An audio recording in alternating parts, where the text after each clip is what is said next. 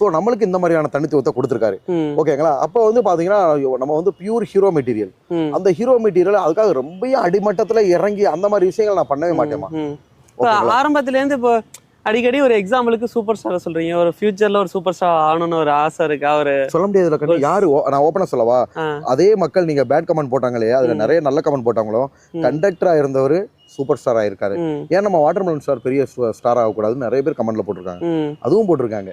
நீங்க கமெண்ட் பண்றவங்க நீங்க எங்க தாண்டா இருப்பீங்க? அவர் ஒவ்வொரு நாளும் ஒவ்வொரு கிராஃபா ஏறிக்கிட்டு போறாரு. ஒவ்வொரு நாளும் 500 ஃபாலோவர்ஸ் அவருக்கு ஏறிக்கிட்டே போகுது.